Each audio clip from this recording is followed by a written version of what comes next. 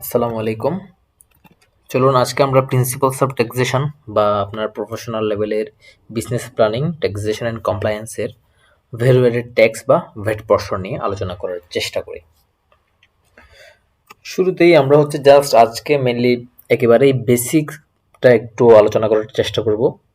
এরপরে পরবর্তীতে আপনার বইয়ের বিভিন্ন টপিক ওয়াইজ আস্তে আস্তে যাওয়ার চেষ্টা করব আর কি। তো ভ্যালু এডেড ট্যাক্স এটাকে আমরা বলি এক ধরনের ইনডিরেক্ট ট্যাক্স। ভ্যালু এডেড ট্যাক্সকে আমরা বলি এক ধরনের ইনডিরেক্ট ট্যাক্স। এখন ইনডিরেক্ট ট্যাক্স কেন বলি? কারণ এই ট্যাক্সটার ফাইনাল যে বার্ডেন এটা অলওয়েজ আপনার অন্য একজন ইন্ডিভিজুয়ালের কাছে কিন্তু গিয়ে পড়ে। একটা কোম্পানি একটা প্রোডাক্ট বিক্রি করছে, মনে করেন সাপোজ 100 টাকা। এখন ভ্যাট সহ এটার দাম হয়ে যায় মনে করেন 15% ভ্যাট 115 টাকা।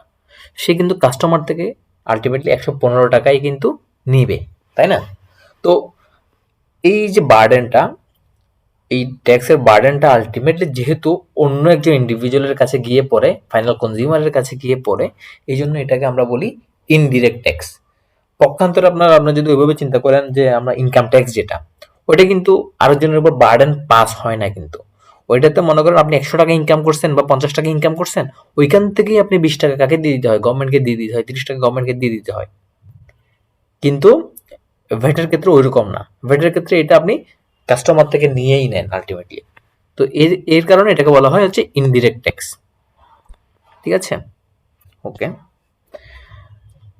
তো এখানে আমরা সাধারণত এই যে ভ্যাটটা এটা কিন্তু পে করা হয় আপনার ভ্যালু এডিশন পোর্শনের উপরে। তো এটা বিভিন্ন স্টেজে আপনার যে ভ্যালু এডিশনটা হয় ওই ভ্যালু এডিশন পোর্শনের উপরেই কিন্তু এটা পে করা হয়। তো আমাদের স্টেজগুলো কি কি? সাপোজ কেউ একজন একটা প্রোডাক্ট প্রডিউস করলো, তাহলে ওই জায়গায় একটা স্টেজ আছে। এরপরে সে আবার এটা হোলসেলারের কাছে বিক্রি করলো, হোলসেলার আবার এটা রিটেলারের কাছে বিক্রি করলো। এইভাবে একটা প্রোডাক্ট কিন্তু বিভিন্ন স্টেজের থ্রুতে যায়। এই জায়গায় প্রডিউসারের এই সময়টাতে সে কিছু একটা ইনপুট কিনলো, কিনে এটার সাথে কোনো কিছু অ্যাড করলো, এরপর এটা ম্যানুফ্যাকচার করলো। এখানে তাহলে বেশ কিছু জিনিস ব্যবহৃত হয়ে একটা ভ্যালু এডিশন কিন্তু এখানে হয়েছে। সে হয়তো একটা র ম্যাটেরিয়ালস কিনে আনছে, ওই র ম্যাটেরিয়ালসের সাথে সে আরো বেশ কিছু কি করছে, এডিশনাল বিভিন্ন জিনিসপত্র অ্যাড করে এই জিনিসটা বানাইছে। তাহলে এখানে কিন্তু এবং এর সাথে প্রফিটও আছে, সবকিছু মিলে একটা ভ্যালু এডিশন হয়েছে। তো এই জায়গায় ভ্যাটটা এখানে প্রডিউসার দিয়ে দিবে। এরপর আবার হোলসেলার আবার এটা কিনে তারও কিছু ভ্যালু এডিশন এখানে হচ্ছে, কিছু কস্ট হচ্ছে, ও আবার এটা আরেকজনের কাছে বিক্রি করবে। তো এরকম প্রতিটা স্টেজে আমাদের কি হয়, ভ্যালু এডিশন হয়। ও কিনছে 50 টাকায় প্রডিউসার, এটা বিক্রি করছে 100 টাকায়, ও আবার এখানে বিক্রি করছে 150 টাকায়। তাহলে প্রতিটা স্টেজে এই যে 50 50 এরকম ভ্যালু এডিশন হচ্ছে। তো আমাদের ভ্যাটটা হবে এই শুধুমাত্র ভ্যালু এডিশন পোর্শনের উপর। তাহলে ভ্যালু এডিশন মানে কি? ভ্যালু এডিশন মানে আপনার সেলিং প্রাইস থেকে যদি আপনি ইনপুট কস্টটা বাদ দেন, যে অংশটা থাকে ওইটাকেই বলা হচ্ছে ভ্যালু এডিশন। অন্যভাবে যদি আমরা বলি প্রসেসিং কস্ট বা আপনার যদি আদার অন্যান্য ইনপুট কস্ট ছাড়া অন্যান্য যে কস্টগুলো আছে এগুলোর সাথে যদি আপনি প্রফিট যোগ করেন, যে অংশটা দাঁড়ায় তাকেই বলা হচ্ছে ভ্যালু এডিশন। তো এটা আমরা আরো বিস্তারিত আর একটু পরে জানবো। আপাতত এতটুকুই জেনে রাখি আমরা, আমাদের মোটামুটি ইনপুট কস্ট বাদ দিয়ে বাকি যে অংশটা থাকে সেলিং প্রাইসের সাথে ইনপুট কস্টের যে ডিফারেন্সটা, এটাই হচ্ছে ভ্যালু এডিশন। এবং এটার উপরেই কিন্তু আলটিমেটলি প্রতিটা স্টেজে ভ্যাটটা গভর্নমেন্ট পায়। ঠিক আছে? তো আমাদের দুই ধরনের ভ্যাট এখানে মেইনলি, একটা হচ্ছে আউটপুট ট্যাক্স আর একটা হচ্ছে কি ইনপুট ট্যাক্স। তাহলে ভ্যাট এখানে দুই ধরনের, একটা হচ্ছে আউটপুট ভ্যাট আর একটা হচ্ছে ইনপুট ভ্যাট। তো আউটপুট ভ্যাটটা জিনিসটা কি? আউটপুট ভ্যাট হচ্ছে আপনার যে রেজিস্টার্ড পারসন, সে যখন আপনার কোন একটা ট্যাক্সেবল গুড, যে কোনো গুড না কিন্তু, ট্যাক্সেবল গুড অথবা ট্যাক্সেবল সার্ভিস অথবা ট্যাক্সেবল ইমুভেবল প্রপার্টি সে কি করে, সাপ্লাই করে, তখন সে একটা কি করে, ভ্যাট দিয়ে দেয়। আবার একইভাবে আপনার আমরা মাঝে মাঝে কি করি, বিদেশ থেকে সার্ভিস ইম্পোর্ট করি, প্রোডাক্ট না কিন্তু সার্ভিস ইম্পোর্ট করি। তো এই যে সার্ভিস ইম্পোর্ট করা হইলে এটাও আমরা আউটপুট ভ্যাটে দেখাইতে হয়। এটা সেকশন 20 অনুসারে এটা একটা রিভার্স চার্জ একটা মেকানিজম আছে, এটা আমরা বিস্তারিত অবশ্যই পরবর্তীতে আলোচনা করব। তাহলে আমাদের আউটপুট ভ্যাট হচ্ছে দুইটা। আমরা যখন কোনো ট্যাক্সেবল গুড, সার্ভিস অথবা ইমুভেবল প্রপার্টি সাপ্লাই করি তখন তার উপর আমাদের যে ভ্যাটটা দিতে হয়, যে সেলার সে গভর্নমেন্টকে একটা ভ্যাট কি করে দিতে হয়, জমা দিতে হয়। অবশ্যই সেটা কাস্টমার থেকে কালেক্ট করে নিবে, সেটা ভিন্ন কথা, কিন্তু জমা তো তাকেই দিতে হয়। এই যে নিবন্ধিত ব্যক্তি, যে সেলার, সেই গভর্নমেন্টকে এই টাকাটা জমা দিতে হয়। যদিও সে কি করবে, আবার কাস্টমার থেকে কালেক্ট করে নিবে, এই টাকাটা কাস্টমার থেকে কালেক্ট করে নিবে। তো কিন্তু তার যে ভ্যাট রিটার্ন, ওইখানে আউটপুট ট্যাক্স পর্শনে তাকে এই জিনিসটা দেখাইতে হয়। মান্থলি একটা ভ্যাট রিটার্ন দিতে হয়, সেখানে আউটপুট ট্যাক্স পর্শনে তাকে এটা দেখাইতে হয়।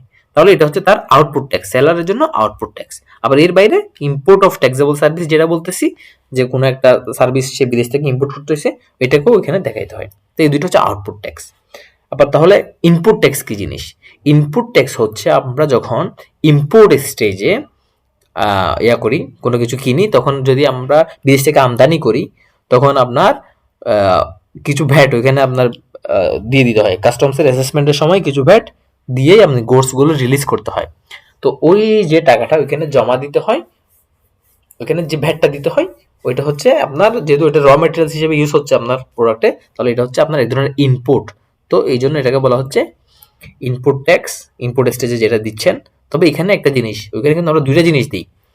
ইম্পোর্ট যখন করি আমরা, তখন দুইটা জিনিস দিই, একটা হচ্ছে অ্যাডি, অ্যাডভান্স ট্যাক্স, আর একটা হচ্ছে কি, ভ্যাট। তো অ্যাডিটা কিন্তু আমাদের জন্য ইনপুট ট্যাক্স না, অ্যাডিটা কিন্তু ইনপুট ট্যাক্স না। আমরা আবার অনেক সময় ভুল করে ফেলতে পারি, অ্যাডিটা কিন্তু আমাদের জন্য ইনপুট ট্যাক্স না, এটি মানে হচ্ছে অ্যাডভান্স ট্যাক্স। তো অ্যাডভান্স ট্যাক্সটা মূলত এক ধরনের ভ্যাট, যেটা অগ্রিম আমরা দিয়ে দিই। এটা নিয়ে আমরা অবশ্যই পরবর্তীতে বিস্তারিত আলোচনা করব।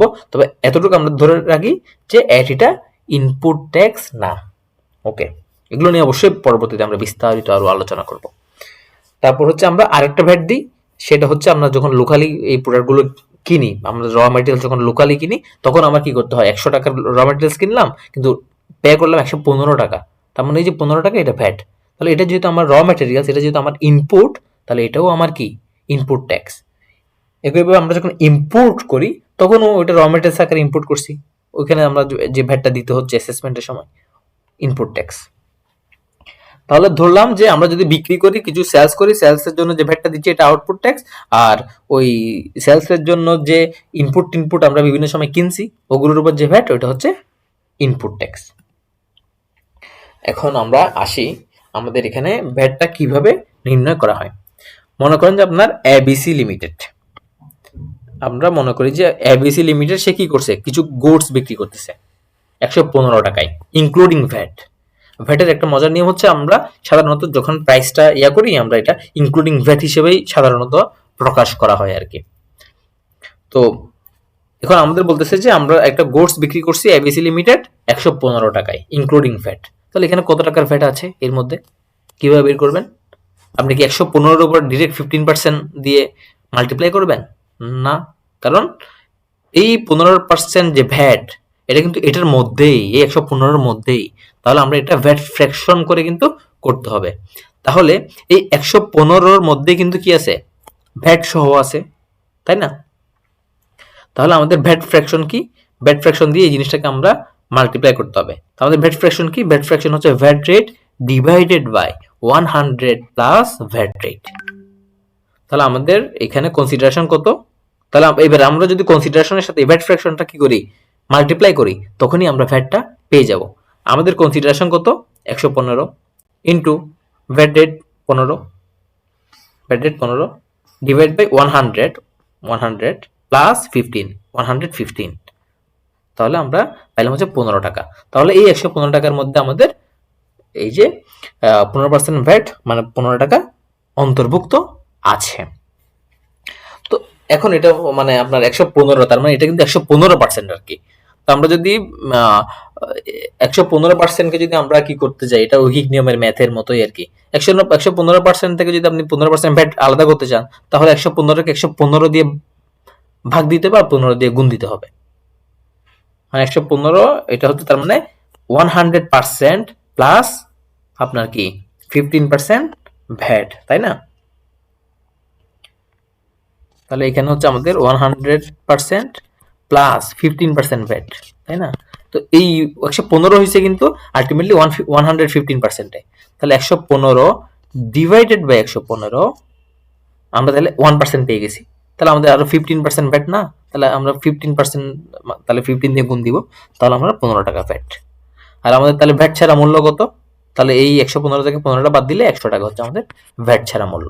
অথবা আপনার এখানে 15 দিয়ে গুণ না করে 100 দিয়ে গুণ করলে আপনি ভ্যাট ছাড়া মূল্যটা পেয়ে যাচ্ছেন। 100% হচ্ছে আমাদের ভ্যাট ছাড়া মূল্য। ঐকিক নিয়মের ম্যাথ এটা আসলে।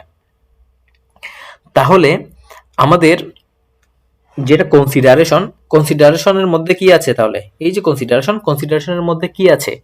কনসিডারেশনের মধ্যে আপনার ভ্যাট সহ অন্তর্ভুক্ত, ঠিক আছে? তাহলে আমাদের কনসিডারেশন মানে কি? কনসিডারেশন মানে হচ্ছে price of goods or service including supplementary duty, VAT, service charge.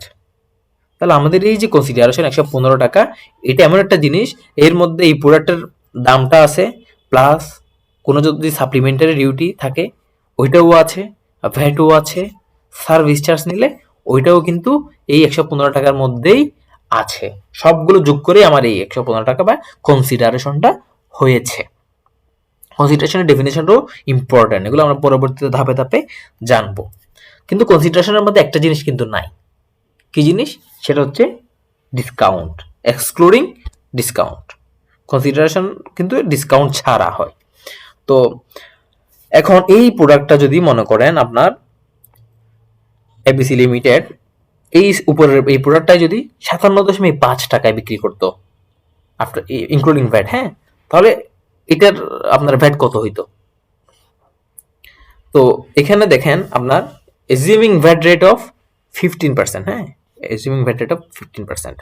এখানে আমরা একটু মনে হচ্ছে ভুল হচ্ছে, সেটা হচ্ছে এখানে এটা 15 হবে, হ্যাঁ 15 হবে, এটা ভ্যাট রেট যেহেতু 15%, তাহলে এটা 15 হবে। আর এটা হচ্ছে আপনার কত? 115 হবে আর কি, নিচে 115 হবে। তাহলে ভ্যাট ফ্র্যাকশন উপরের মধ্যে সেম থাকবে আর কি, ঠিক আছে? তাহলে আপনার এখানে কি 57.5 টাকায় আপনি বিক্রি করছেন, তাহলে আমরা যে ডিসকাউন্টটা বাদ দিয়েই কিন্তু আমরা আলটিমেটলি কি করছি? এই কনসিডারেশন কিন্তু 57.5 টাকায় হিসাব করছি। এই সেম প্রোডাক্ট সেম কিছু বিক্রি করতেছেন কিন্তু ডিসকাউন্ট দিয়ে বিক্রি করতেছেন, তখন কিন্তু কনসিডারেশন আর আমরা 115 টাকায় রাখি নাই, তখন আমরা কনসিডারেশনকে রাখছি কত? 57.5 টাকা। তার মানে ডিসকাউন্টটা যদি আপনি বিক্রি করেন, কম দামে বিক্রি করেন, তাহলে ওই কম দাম অনুসারেই কিন্তু আলটিমেটলি কি হচ্ছে? এখানে ভ্যাটটা হচ্ছে। তো এটা যদি আপনি আবার রিলেটেড পার্টির কাছে বিক্রি করেন, তখন আবার কি হয়ে যাবে? ক্যালকুলেশন চেঞ্জ হয়ে যাবে, তখন আবার ফেয়ার ভ্যালুকেই আপনার কি ধরে নিতে পারে? কনসিডারেশন ধরে নিতে পারে। এগুলো নিয়ে আমরা বিস্তারিত লাইন বাই লাইন যখন পড়বো তখন দেখবো। কিন্তু এমনিতে অন্য একদম ইন জেনারেল কোনো একটা পার্টির কাছে আপনি বিক্রি করতেছেন, থার্ড পার্টির কাছে, আপনার সাথে যার সাথে ওইভাবে কোনো সম্পর্ক নাই, তখন কিন্তু আপনার এইভাবেই করেই আমরা ডিসকাউন্ট বাদ দিয়েই কনসিডারেশনটা হিসাব করব। তাহলে 57.5 ইন্টু 15 ডিভাইড বাই 115, এইভাবে করে আমার ভ্যাটটা এখানে চলে আসে কত? 7.5 টাকা। তাহলে ডিসকাউন্টের মধ্যে ওইটা অন্তর্ভুক্ত নাই। ওকে, এখন আসি আমরা আরেকটু ঝামেলার বিষয়ে আসি। ঝামেলার বিষয় না, অবশ্য আরেকটু বোঝার চেষ্টা করি। এখন মনে করেন যে আপনার XYZ লিমিটেড ও কিছু গুডস কিনছে, কত টাকা দিয়ে? 115 টাকা দিয়ে ইনক্লুডিং ভ্যাট। কার থেকে কিনছে? এবিসি লিমিটেড থেকে কিনছে। XYZ লিমিটেড এবিসি লিমিটেড থেকে 115 টাকা দিয়ে কিছু গুডস কিনছে, এবং সে আবার 60 টাকা কি করছে? স্যালারি হিসেবে এমপ্লয়ীদেরকে পে করছে। তাহলে আপনার এরপর আবার সে আবার 40 টাকা প্রফিটও করছে এই জায়গায়। তাহলে তার 115 টাকা দিয়ে এই গুডসটা কিনলো, আবার মানে এটা ভ্যাট সহ 115 টাকা, এরপর আবার 60 টাকা দিয়ে স্যালারি দিল এমপ্লয়ীদেরকে, আবার 40 টাকা দিয়ে কি করলো? আবার এই প্রফিট করলো। তাহলে এদিকে 100 টাকা আর ওইদিকে 115, 215 টাকা আলটিমেটলি তার খরচ। কিন্তু এখানে আবার একটা বিষয় আছে, 215 টাকা আমরা খরচ তার বলতেছি, কিন্তু এর মধ্যে তো একটা 15 টাকার ভ্যাট ছিল। এই ভ্যাট আবার রিয়াত নিতে পারে, রিবেট নিতে পারে, সবসময় পারে না, অনেক সময় পারে। যদি রিবেট নিতে পারে তখন কিন্তু এটা আবার খরচ না, রিবেট নিতে পারলে তখন আবার এটা খরচ না। তো এটাও আবার মাথায় রাখতে হবে, আমাদের ক্যালকুলেশনের সময় এটাও মাথায় রাখতে হবে। ঠিক আছে, তো সবকিছু মিলাই সে it sold the goods for BDT এত 230 টাকায় সে বিক্রি করছে, ইনক্লুডিং ভ্যাট। ভ্যাট সহ সে 230 টাকায় ফাইনালি বিক্রি করছে। ওকে, তাহলে আমরা এবার আসি এবিসি লিমিটেডের জায়গায়। এবিসি লিমিটেড যখন এই পণ্যটা এক্সওয়াইজেড লিমিটেডকে বিক্রি করছে 115 টাকায়, এই স্টেজে 15 টাকা ভ্যাট কালেকশন হয়ে গেছে না? 15% যদি ভ্যাট হয়, হ্যাঁ, এবিসি লিমিটেড তাহলে 15 টাকা ভ্যাট কালেকশন করে গভর্নমেন্টকে দিয়ে দিয়েছে। এটা একটা স্টেজ গেল। এরপর সেকেন্ড স্টেজ হচ্ছে এক্সওয়াইজেড লিমিটেড। ও কি করলো? ও করলো কি 230 টাকায় বিক্রি করছে ইনক্লুডিং ভ্যাট। তাহলে 230 টাকায় যদি বিক্রি করে 230, হ্যাঁ, 230 ইন্টু 15 ডিভাইড 150, তাহলে এখানে কিন্তু 30 টাকার ভ্যাট চলে আসে কিন্তু, তাই না? সো এক্সওয়াইজেড লিমিটেডও কি করছে আলটিমেটলি 30 টাকার ভ্যাট কালেকশন করছে মিস্টার এর থেকে, 30 টাকার ভ্যাট কালেকশন করছে, কিন্তু ও গভর্নমেন্টকে 30 টাকা জমা দেয় নাই। ডিপোজিটেড টু গভর্নমেন্ট 15 টাকা, সে গভর্নমেন্টকে জমা দিছে 15 টাকা। কেন 30 টাকা জমা দেয় নাই? কারণ আমরা উপরেই পড়ে আসছি, ভ্যাট হবে কিসের উপরে? ভ্যাট হবে ভ্যালু অ্যাডেড, ভ্যালু এডিশন পোর্শনের উপরে, তাই না? আমরা তো উপরেই পড়ে আসছি, ভ্যাট হবে ভ্যালু এডিশন পোর্শনের উপরে, স্ট্যান্ডার্ড ভ্যাট মেকানিজমে। যদি আপনি রিবেট নিতে পারেন তখন বিষয় আছে, কিন্তু রিবেট নিতে পারতে হবে। তাহলে আমাদের এখানে দেখেন ভ্যালু এডিশন, দেখেন ফার্স্ট স্টেজে, মানে সরি ফার্স্ট স্টেজ বলতে সেকেন্ড স্টেজে সেলিং প্রাইস কত? 200, এক্সক্লুডিং ভ্যাট সেলিং প্রাইস 200, আর ইনপুট কস্ট কত? 100। তাহলে আমার ভ্যালু এডিশন কত? 100। ঠিক আছে, মানে এটা সেকেন্ড স্টেজের কথা বলছি।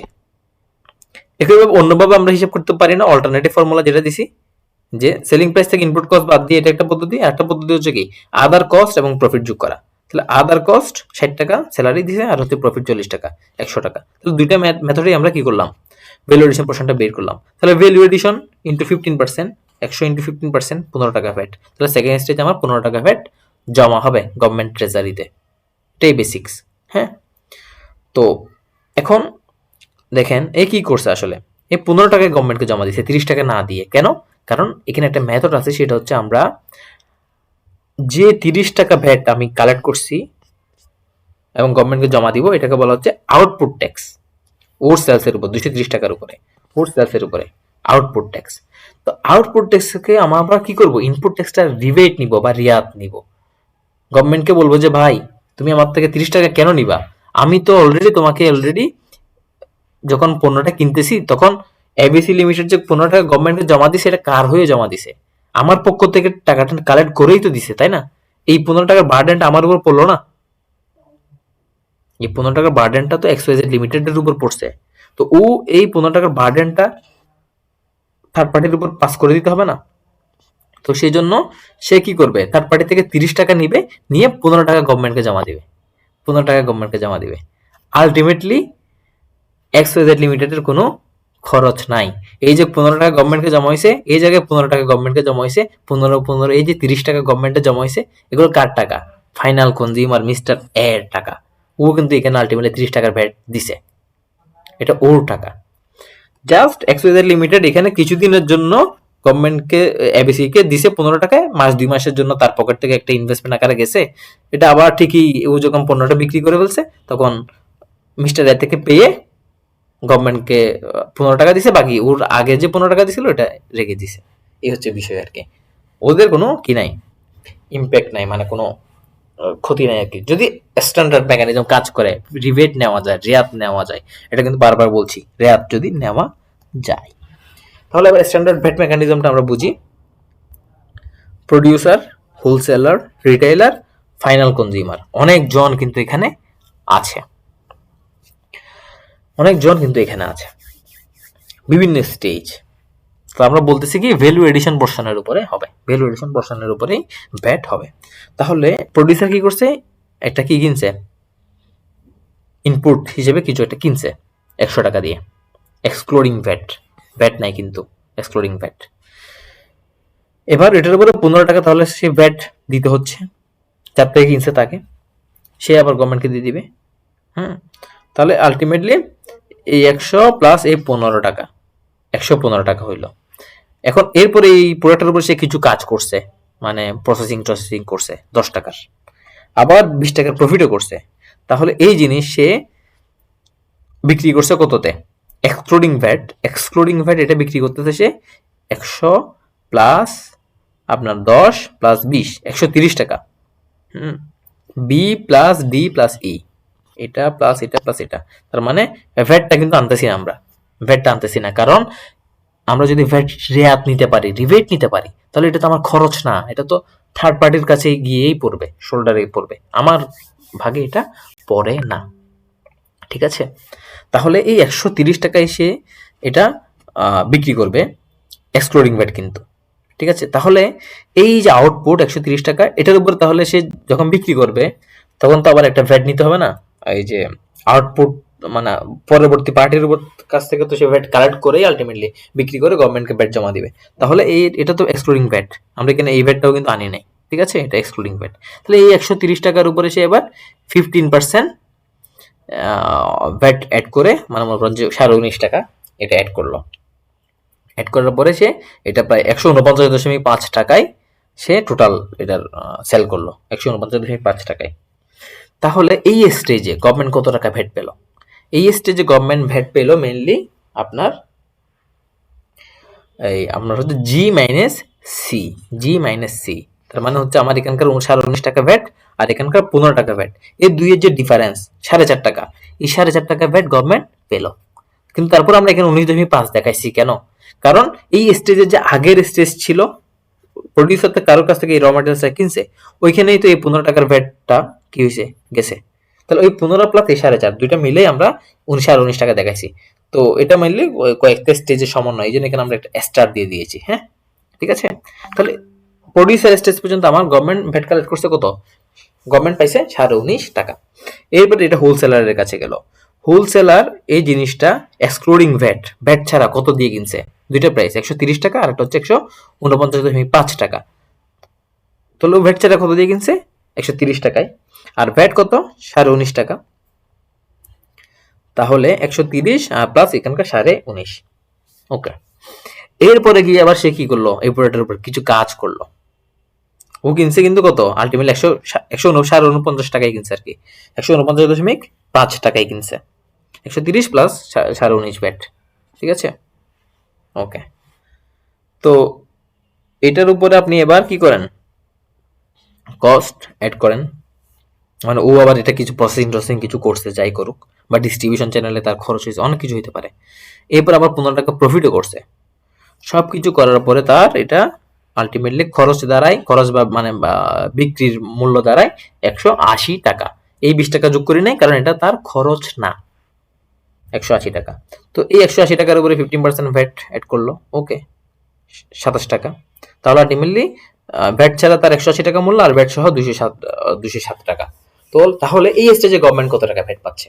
এই স্টেজে গভর্নমেন্ট ভ্যাট পাচ্ছে যে এই হোলসেলার 27 টাকা আউটপুট ভ্যাট মানে রিটেলের কাছ থেকে কালেক্ট করছে, কালেক্ট করে সে বলবে যে ভাই, গভর্নমেন্টকে বলবে যে ভাই আমি তো তোমাকে অলরেডি 20 টাকা বা 19.5 টাকা এখানেই দিয়ে দিয়েছি, তাই না, আগের স্টেজে দিয়ে দিয়েছি, এখন তো তোমাকে আমি আবার দিব না। তখন সে ওকে বাকি 8 টাকা বা 8.5 টাকা দিবে, বাকি 8 টাকা বা 8.5 টাকা, 27 ওই ইয়ার ডিফারেন্সটা ইনপুট স্টেজে সে যেটা দিয়ে আসছে রিবেট নিয়ে বাকি অংশটা সে দিবে। তাহলে এই জায়গায় গভর্নমেন্ট কিন্তু শুধু ভ্যালু এডিশন পোর্শনের উপরে পাচ্ছে ভ্যাট। তাহলে ভ্যালু এডিশন পোর্শন কোনটা? ভ্যালু এডিশন পোর্শন হচ্ছে এই যে কস্ট আর প্রফিট, এই অংশটাই আর কি। হ্যাঁ, 35 আর 15, 50 টাকা, এটাই হচ্ছে তার ভ্যালু এডিশন। এই অংশটার উপরেই কিন্তু গভর্নমেন্ট ভ্যাট পাচ্ছে। 50-এর উপরে আপনি 15% করেন, ওই ওই ওই টাইপেরই আসবে আর কি, 7.5 টাকা বা 8 টাকা ওইটাই আসবে। ঠিক আছে, তারপর এটা আবার রিটেলারের কাছে গেল, তাহলে রিটেলার এটা কত দিয়ে কিনছে? ভ্যাট ছাড়া 180 আর ভ্যাট দিছে 27 টাকা, টোটাল 207 টাকা এসে কিনলো। কেনার পরে ও আবার এখানে 5 টাকা খরচ করলো, 20 টাকা প্রফিট করলো, করে 205 টাকায় সে বিক্রি করলো। 180 প্লাস 5 প্লাস 20, এটা আবার যোগ করে নেয়, কারণ এটা তার খরচ না, কারণ সে এটা রিয়াত নিয়ে নিবে, তাহলে এটা খরচ না। 205 টাকা, 205 টাকার উপর আবার সে 15% ভ্যাট ওকে করে আলটিমেটলি এটা 236 টাকায় সে বিক্রি করলো কার কাছে? ফাইনাল কনজিউমারের কাছে। তাহলে এই জায়গায় গভর্নমেন্ট কত ভ্যাট পাইলো?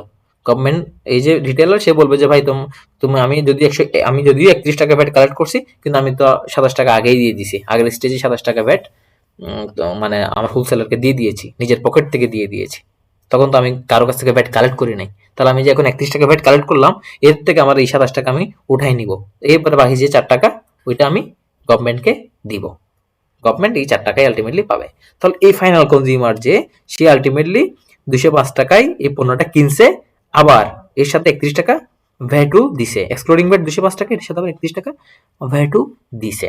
কিন্তু ও কি এই জিনিস আর কাউকে পাস অন করতে পারতেছে না। তাহলে এই যে 31 টাকার ভ্যাট, এটা কিন্তু সম্পূর্ণ ফাইনাল কনজিউমারই বিয়ার করেছে। তাহলে ফাইনাল কনজিউমার এই জিনিসটা কিনছে 236 টাকায়। তাহলে 236 ইন্টু 15 ডিভাইড বাই 115, এখানেই আপনি আলটিমেটলি কি পেয়ে যাবেন? টোটাল ভ্যাটটা পেয়ে যাবেন। ওকে,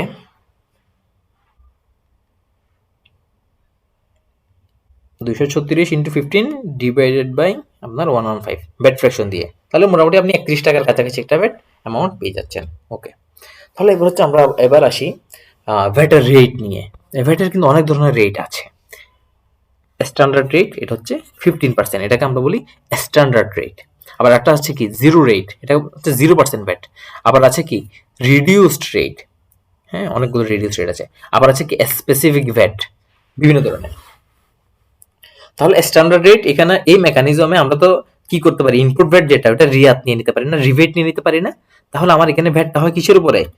এই শুধুমাত্র ভ্যালু এডিশন, এই যে কস্ট প্লাস প্রফিট, এই অংশগুলোর উপরে প্রতিটা স্টেজে ভ্যাট হয়, ভ্যালু এডিশনের উপরে। 0% যেটা, জিরো রেটেড বা 0%, এখানে কিন্তু আপনার কি হয়? আউটপুট স্টেজে কোনো ভ্যাট থাকে না, এটা কিন্তু 0% হয়। আউটপুট স্টেজে কোনো ভ্যাট থাকে না, তাহলে আমার মনে হয় আউটপুট ভ্যাট থাকে 0।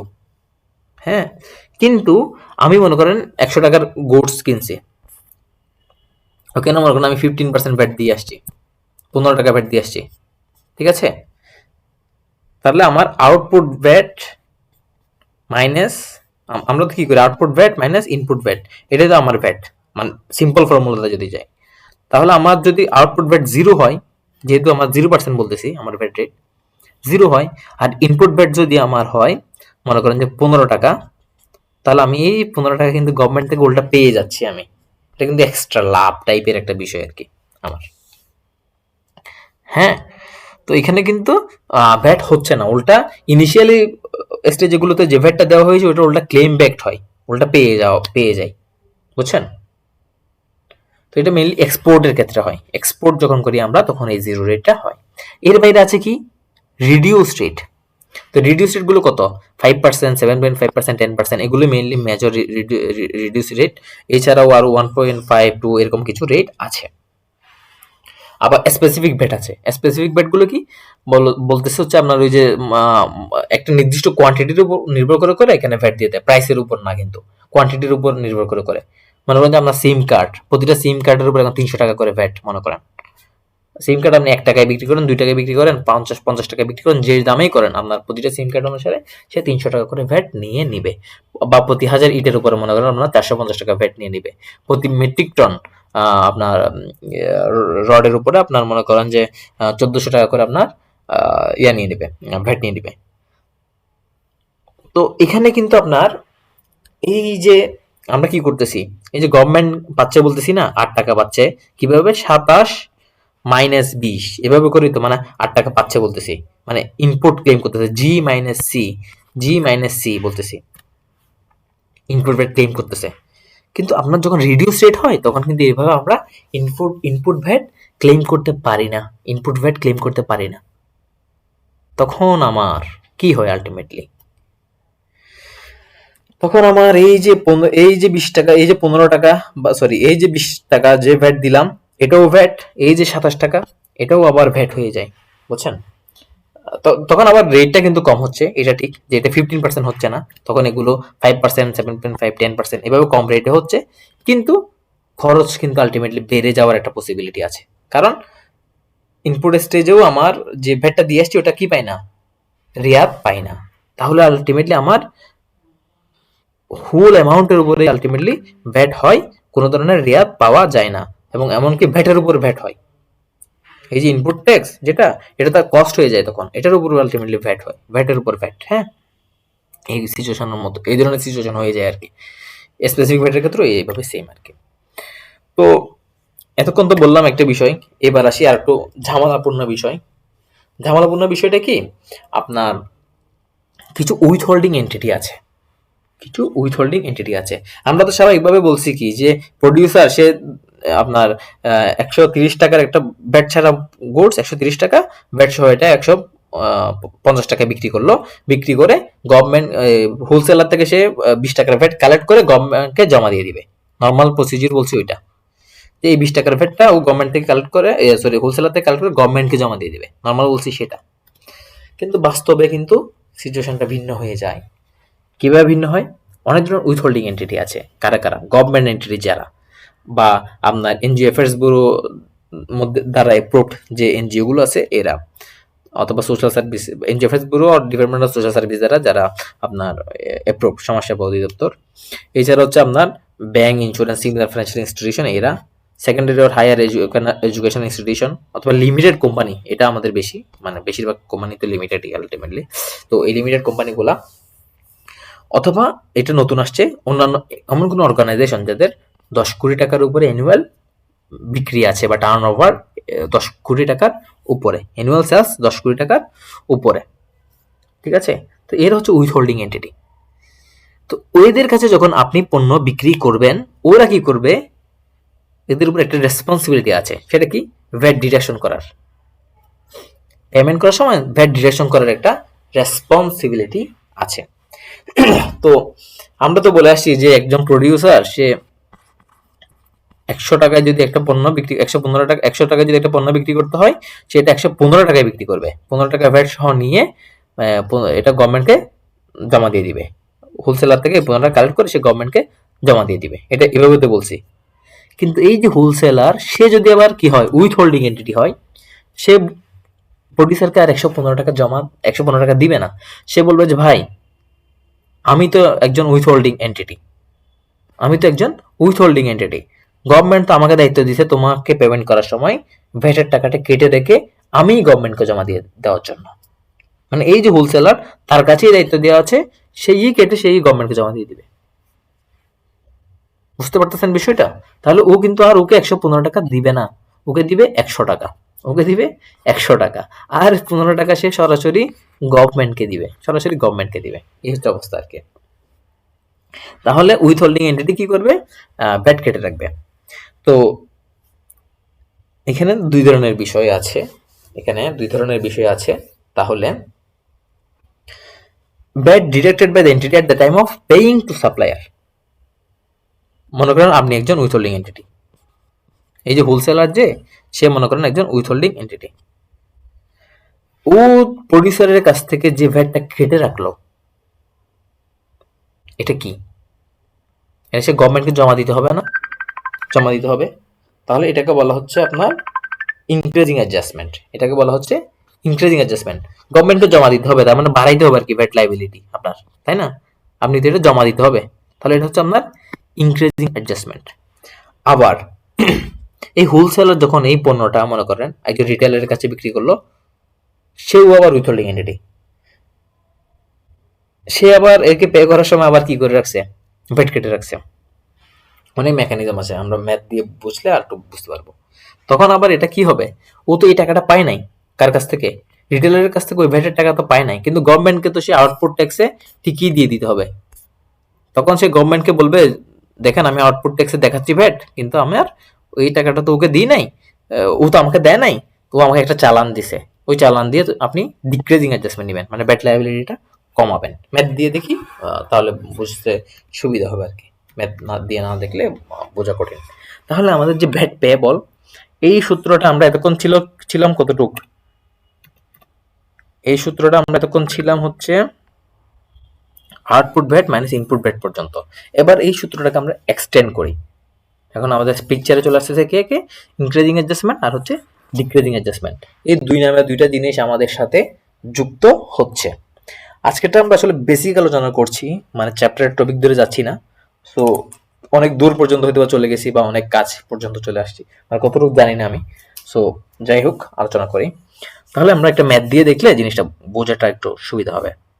XYZ লিমিটেড কি করেছে, পণ্য বিক্রি করেছে 11,50,000 টাকার। কোন মাসে? এপ্রিল 2024-এ। তাহলে এই 11,50,000-এর মধ্যে সে আপনার 15% ভ্যাট ছিল। ওকে, XYZ লিমিটেড এই যে পণ্যটা বিক্রি করেছে, তাহলে এই পণ্যটা তো কোনো একটা পণ্য থেকে সে বানাইছে, তাই না? তাহলে এটার জন্য সে র মেটেরিয়ালস কিনছে কত টাকার? 5,75,000 টাকার, যার মধ্যে 7.5% ভ্যাট আপনার কি ছিল? অন্তর্ভুক্ত ছিল। ঠিক আছে,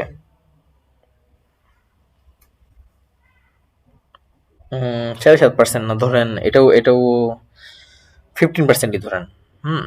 এটাও 15%ই ধরেন। আই গেস এটাও 15%ই হবে, কিন্তু টিপিক্যাল হয়েছে। ওকে, 15%ই ধরেন। ওকে, এটার মধ্যে তাহলে সে 15% মনে করেন যে আপনার ছিল, কোনো একটা র মেটেরিয়ালস বা কিছু করছে আর কি। ওকে, র মেটেরিয়ালস কিনছে।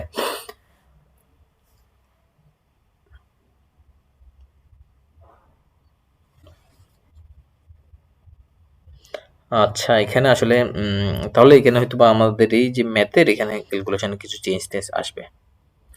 15% না ধরি, আমরা 7.5%ই ধরি। 7.5%ই ধরি। 7.5%ই ধরি। ওকে, 7.5%ই ধরি। তাহলে 7.5% সে এটা কিনেছে। ওকে, র মেটেরিয়ালসটা কিনেছে। তাহলে বলতেছে XYZ limited deducted VAT at source at the time of payment of those raw materials. এই র মেটেরিয়ালসটা যখন সে পেমেন্ট করতো, তখন কি করেছে সে? ভ্যাট কেটে রেখেছে। And submitted to government through treasury চালান। এবং এই টাকাটা সে আবার গভর্নমেন্টকে কি দিয়ে দিয়েছে? জমাও দিয়ে দিয়েছে ট্রেজারি চালানের থ্রুতে। তাহলে XYZ লিমিটেড এখানে দুইটা কাজ করতেছে। একটা হচ্ছে 11,50,000 টাকার পণ্য বিক্রি করতেছে ইনক্লুডিং ভ্যাট। তাহলে 11,50,000-এর মধ্যে 15% রেটে, তাহলে এটার দাম ছিল 10 লক্ষ, আর 15% ভ্যাট 1,50,000, টোটাল 11,50,000 টাকা সেটা বিক্রি করছে। আর এটার জন্য সে আপনার র মেটেরিয়ালস কিনছে 5,75,000 টাকার, যার মধ্যে 7.5% ভ্যাটু অন্তর্ভুক্ত আছে। 7.5% ভ্যাটু অন্তর্ভুক্ত আছে। ওকে, তো ওই ভ্যাটটা 5,75,000 টাকার মধ্যে যে ভ্যাটটা অন্তর্ভুক্ত, সেটা কিন্তু সে কি করেছে? কিনে আপনার এটা সে 5,75,000 যে ভ্যাটটা ছিল, সেটা হচ্ছে সে কেটে ওকে দেয় নাই, কিন্তু যার থেকে কিনছে তাকে দেয় নাই, সেটা গভর্নমেন্টকে সরাসরি দিয়ে দিয়েছে। ঠিক আছে, তো এই যে গভর্নমেন্টকে সে দিয়েছে, এটার জন্য কিন্তু ইনক্রিজিং অ্যাডজাস্টমেন্ট লাগবে। আসতেছি, হ্যাঁ। However no VAT has been deducted by its customer while paying to it as the VAT rate was এত অ্যান্ড ইট ইস্যুড মোশক 6.3। ওকে, তাহলে এখানে বেশ কিছু বিষয় আছে। 11,50,000 টাকায় বিক্রি করছে, তাহলে আপনার 11,50,000 ডিভাইডেড বাই 1.15 ইন্টু 15%, তাহলে আপনার আউটপুট ভ্যাট হয় কত? 1,50,000 টাকা আপনার আউটপুট ভ্যাট। যেহেতু আপনি বিক্রি করছেন, বিক্রির উপর একটা ভ্যাট দিতে হবে, এটাকে বলা হচ্ছে আউটপুট ভ্যাট। আবার আপনি কি করছেন? ইনপুট হিসেবে র মেটেরিয়ালস কিনছেন 5,75,000 টাকার, এর মধ্যে আবার 7.5 লাখ টাকার 7.5% ভ্যাট অন্তর্ভুক্ত। তাহলে 5,75,000 ডিভাইড বাই 1.075 ইন্টু 7.5, তো এটা 75,000 হয় না, এটা আসলে আপনার কত হয়? তো ক্যালকুলেটরও হাতে নাই, যাই হোক একটু হিসাব করে দেখেন। এটা হয় হচ্ছে আপনার 5,75,000 ইন্টু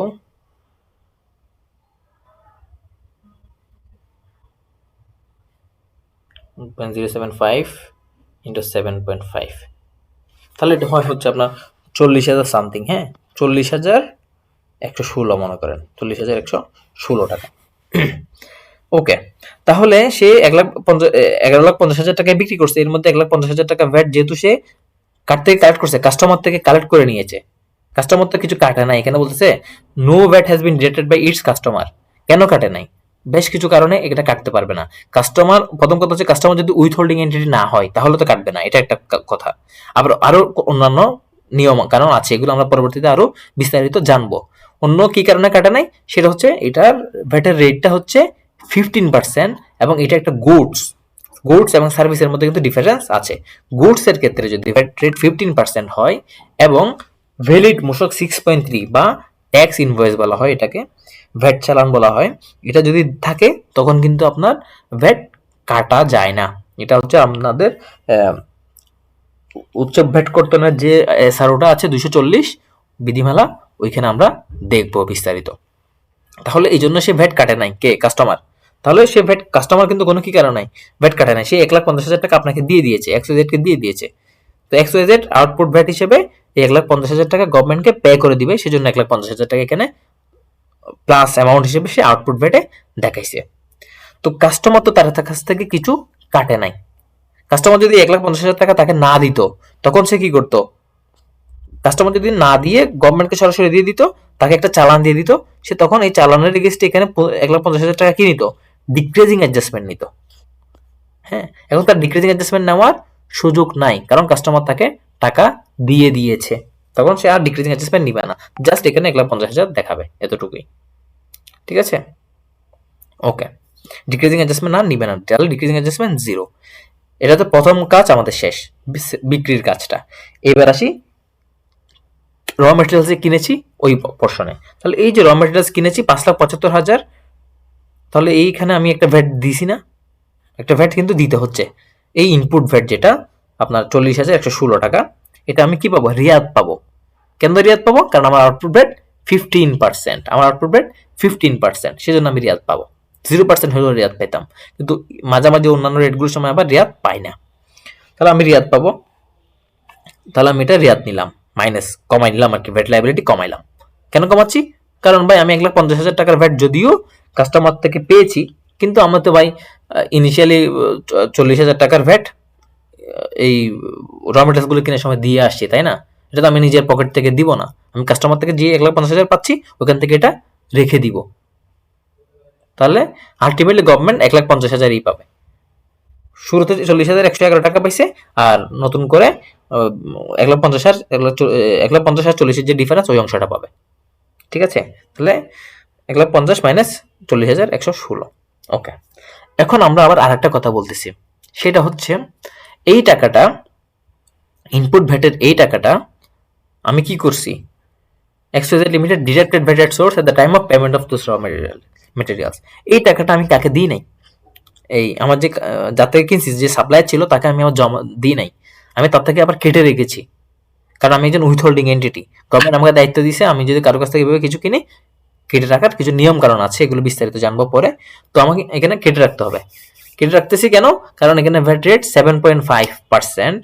হ্যাঁ, তো এবং এটা আমি হয়তো বা কোনো একটা প্রকিউরমেন্ট প্রোভাইডার বা এমন কারো কাছ থেকে কিনেছি, তাহলে এখানে আমার কেটে রাখতে হবে। কেটে রাখলাম, তাহলে কেটে রাখলে তাকে যেহেতু দিই নাই, গভর্নমেন্টকে দিতে হবে সরাসরি। তাহলে সরাসরি যদি গভর্নমেন্টকে দিই তাহলে এটা প্লাস আইটেম হিসেবে দেখায় রাখছি, তাহলে এটাও ওই 40,116ই হবে আলটিমেটলি। এখানে ক্যালকুলেশনের একটু ঝামেলা হয়েছে আর কি। তাহলে এখানে আমি এই 40,116 যোগ করব, তাহলে মাইনাস আর যোগ মিলে আলটিমেটলি আমি 1,50,000 টাকা গভর্নমেন্টকে জমা দিতে হবে। টোটাল 1,50,000 টাকা গভর্নমেন্টকে জমা দিতে হবে। এখন 1,50,000 টাকা গভর্নমেন্টকে জমা দিতে হবে, এই পরিমাণ ক্যালকুলেশন আমরা আসছি। আসার পরে আমরা দেখতেছি যে কি, এই যে 7.5% যে আমি কেটে রাখছিলাম, এই 1,50,000 টাকা জমা দিতে হয় আপনার কখন? প্রতি মাসের শেষের 15 দিন, মানে আপনার এক মাস শেষ হওয়ার পরে যে ট্যাক্স পিরিয়ড, এর পরের মাসে 15তম দিনের মধ্যে দিতে হয়। কিন্তু এই যে 7.5% যেটা আমি কেটে রাখছি, এটা অলরেডি আমি গভর্নমেন্ট ট্রেজারিতে দিয়ে দিয়েছি। এটা দেওয়ার সময় হচ্ছে 7 দিন, বুঝছেন? এটা 7 দিনের মধ্যে আমরা দিয়ে দিতে হচ্ছে। তো পরের মাসে 7 দিনের মধ্যে কিন্তু আমি এটা দিয়ে দিচ্ছি। তো এটা তো আমি অলরেডি দিয়ে দিছি, তাহলে 1,50,000 আবার যদি আমি দিয়ে দিই তাহলে এটা ডাবল হয়ে যাচ্ছে না? এটা তো এই 1,50,000 আসছে কিভাবে? এই 40,116 টাকা যেটা যে কাটছি, যেটা ওইটা যোগ করেই তো 1,50,000 আসছে। এবং বলতেছি যে এই 40,116 অলরেডি গভর্নমেন্টকে দিয়ে দিছি। তাহলে আবার কি দিব না। তো যেহেতু 40,116 টাকা আমার already submitted to government treasury, XYZ limited হচ্ছে রিমেইনিং আপনার 1,50,000 থেকে যে 40,116 টাকা বাদ দিলে যে অংশটা থাকে ওই রিমেইনিং অংশটাই গভর্নমেন্টকে জমা দিবে আর কি। তো ক্যালকুলেশন এররটা একটু ঠিক করে নিন আপনারা, এই হচ্ছে বিষয় ওভারঅল। তাহলে আমরা একটু ইয়াতে আসি যে ব্যাট কখন পেয়েবল হয়। হ্যাঁ, ব্যাট সাধারণত আপনার পেয়েবল হয় নিচের যে 4টা ঘটনা, এই 4টার মধ্যে যেটা আগে ঘটে তখনই। আপনার ফ্যাক্টরি থেকে গুডস ডেলিভার্ড হয়ে গেছে, হ্যাঁ, ফ্যাক্টরি থেকে বা সেলস পয়েন্ট থেকে আপনার গুডস ডেলিভার্ড হয়েছে কাস্টমার এন্ডে যেদিন আপনি পাঠাচ্ছেন, হ্যাঁ। তারপর হচ্ছে অথবা আপনার কি করছেন, গুডস এখনো ডেলিভার হয় না কিন্তু আপনি চালান ইস্যু করে দিয়েছেন, 6.3 ইস্যু করে দিয়েছেন, হ্যাঁ। অথবা আপনি টাকা পেয়ে গেছেন, অথবা এই গুডসটা আপনি পার্সোনালি ইউজ করছেন। এই ঘটনাগুলোর মধ্যে যেটা আগে ঘটে সেদিনই আপনার জন্য ভ্যাটটা পেয়েবল হয়ে যায়। এখন ভ্যাট পেমেন্টে দায়ীকে, যদি ইম্পোর্ট করেন, আপনি একটা গুডস ইম্পোর্ট করে নিয়ে আসছেন 100 টাকার গুডস, ইম্পোর্ট স্টেজেই আপনার 15 টাকা ভ্যাট কাস্টমসে অ্যাসেসমেন্ট করে নিয়ে নিবে, তাহলে এই ইম্পোর্টার যে সেই দায়ী এটা পে করতে। অথবা বাংলাদেশে আপনি 100 টাকার একটা পণ্য বিক্রি করছেন, সাপ্লায়ার আপনি, তাহলে আপনিই দায়ী 15 টাকা কাস্টমার থেকে কালেক্ট করে গভর্নমেন্টকে জমা দিতে। কাস্টমার যদি আবার উইথ হোল্ডিং এন্টিটি হয়ে যায়, তখন ও আবার এই 15 টাকা আপনাকে দিবে না, ও আবার এটা কেটে গভর্নমেন্টকে সরাসরি দিয়ে দিবে, আর আপনাকে দিবে হচ্ছে চালান। স্টিল আপনি রেসপন্সিবল, কিন্তু আপনি আউটপুট ট্যাক্সের ঠিকই এই 15 টাকা দেখাবেন এবং ওই চালানকে সাথে অ্যাটাচ করে দিয়ে ডিক্রিজিং অ্যাডজাস্টমেন্ট নিয়ে 15 টাকা আবার মাইনাস করে দিবেন। আলটিমেটলি ইম্প্যাক্ট করবে জিরো, কিন্তু আলটিমেট তারপরও আপনার ভ্যাট রিটার্নে কিন্তু এটা দেখাতে হচ্ছে, কারণ আপনিই রেসপন্সিবল ব্যক্তি। বিস্তারিত অবশ্যই জানবো পরে। In case of import of service, এখানে আপনার যে সার্ভিস রিসিপিয়েন্ট সেই আলটিমেটলি এটা এই পেমেন্টের জন্য দায়ী ব্যক্তি। অন্যান্য কেসে দুইজনই মানে সার্ভিস সাপ্লায়ার অথবা সার্ভিস রিসিপিয়েন্ট আপনার এটা ব্যাড পেমেন্টের জন্য দায়ী হয়, রেসপন্সিবল হয়। তাহলে আপনার যে আপনাদের যে ভ্যাট রেজিস্টার্ড পার্সনগুলো আছে এরা হচ্ছে প্রতি মাসের শেষে আপনার 15 দিনের মধ্যে, মনে করছে জানুয়ারি মাসের ভ্যাট রিটার্নটা সে ফেব্রুয়ারি মাসের 15 তারিখের মধ্যে কি করে দিতে হবে, জমা দিয়ে দিতে হবে। তো আজকে এটুকু পর্যন্তই। আমার এখানে কিছু ক্যালকুলেশন এরর টেরর ছিল, এগুলো একটু ক্ষমা সুন্দর দৃষ্টিতে দেখবেন।